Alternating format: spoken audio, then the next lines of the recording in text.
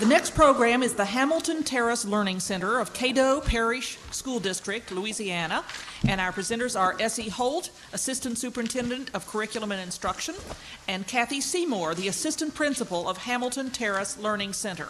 Thank you.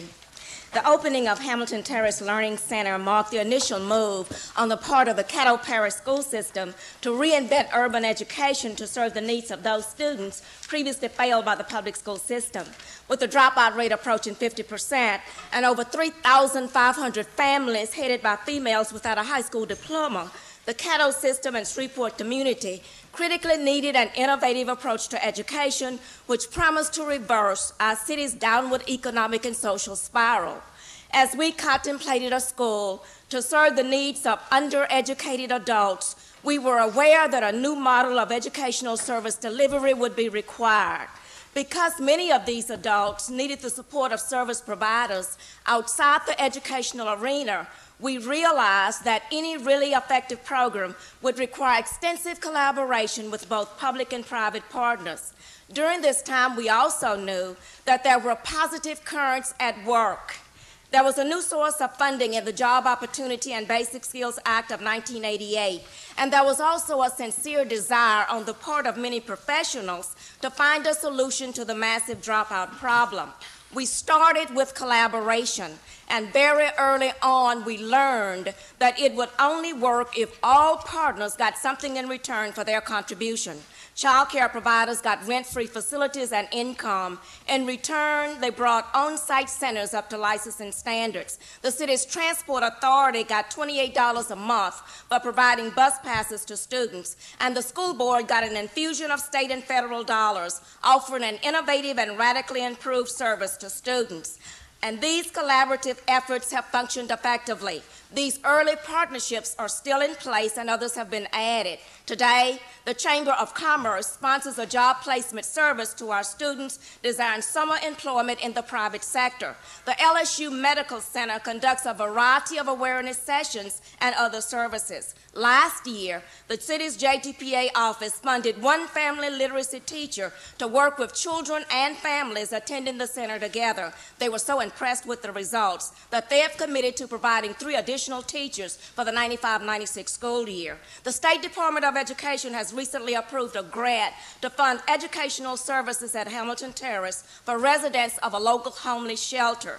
To assure the overall quality of the instructional program at the center, numerous support structures were put in place and created. Every Friday is devoted to staff development, and this gives the faculty an opportunity to seek professional resolution of school problems. Every teacher belongs to a 3 to 5 member learning club, and departmental meetings are held once a month where students' work is reviewed and curricular goals are set for the coming month.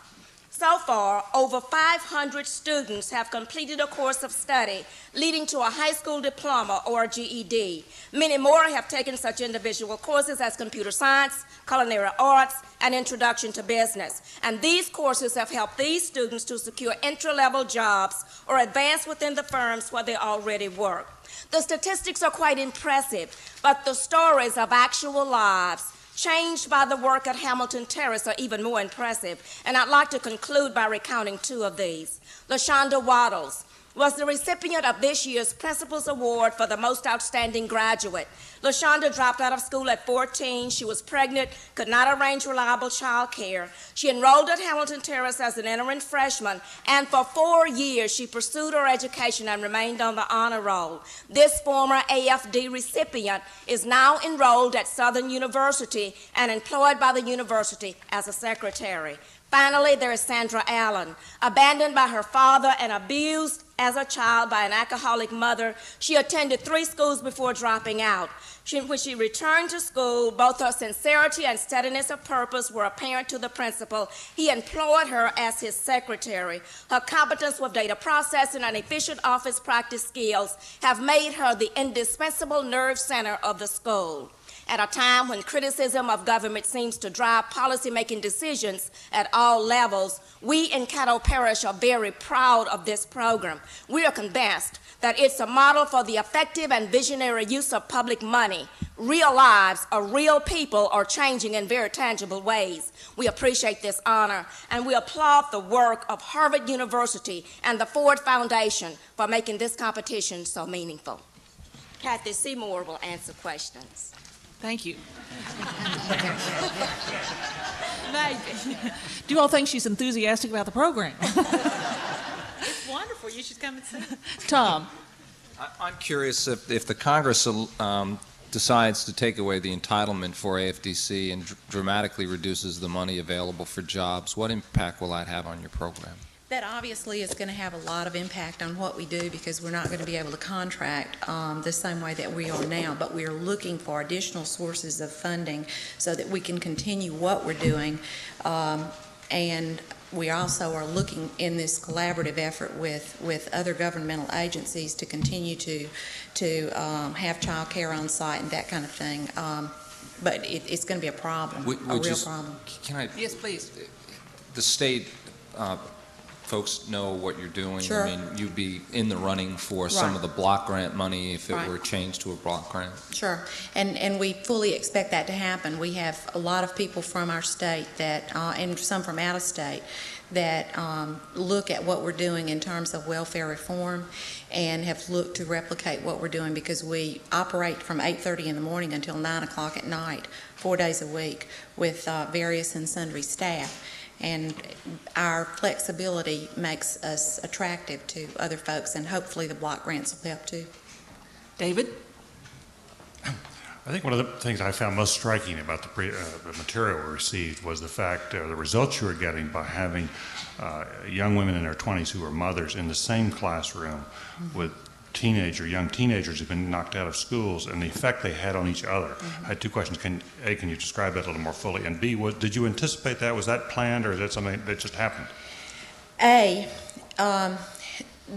We have three different separate populations. We have the welfare recipients, which primarily are females, and we have non-compliant youth that have been invited to leave because of non-compliant behavior. Invited is a nice word. They've literally been kicked out of their other schools, and we take them. And then we have people that dropped out for whatever reason, and they come back to school. We put them in class. We initially segregated them, and we found out that didn't work well, and we accidentally 3 years ago put them together, and it worked. And so now we register them just like you do in college, or like I used to do in college, with class cards, and we're very, very careful to make sure that we get that mix of teenagers and adults in the class. The teenagers help us with the adults help us with the teenagers, and we find that we experience a lot fewer behavior and other kinds of problems as a result of doing that. Do the teenagers have an impact on the young women in their 20s? They do. In what sense? They help, I think, the mothers. Some of them are older than 20, and some of them are the age of the women have children who are the age of some of the other students that we have. And I think that it helps them to see this parenting thing. We talk a lot about parenting issues and how you raise children and that kind of thing, and it's like an on-site sort of laboratory with all ages of students there. Don? Do you have comparative statistics on your success with the three groups? Which is more successful? We stopped disaggregating the statistics, and we only look at how successful we are with the number of students that we have that graduate from us. We've been graduating anywhere from 100 to 200 dropouts every year. The school, away from school kids, the kids that are referred to us, can go back to their home high schools if they're on their way back. So some of them choose not to. So it's a little bit difficult to give you exact numbers. Jack?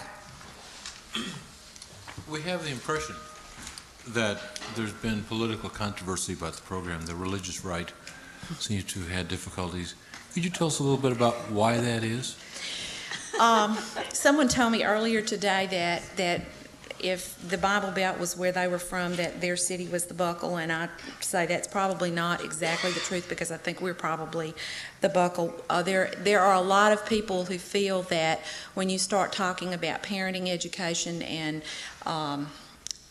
dealing with health care issues and that kind of thing, that you might begin suggesting that they, avoid pregnancy and that kind of thing, and that causes some difficulty.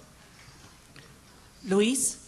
What is the most innovative aspect of your program? The fact that we are open 18 hours a day, the fact that we have a regular high school diploma track for older adult students as opposed to a GED track. And we feel like that what we do with these students has to be successful, because we were unsuccessful with them initially. So we do a lot of staff development and a lot of staff training with the teachers and the administration, so that what we do with the students is in fact innovative in a way that helps them learn and hooks them to the job market and to the real world in real and meaningful ways.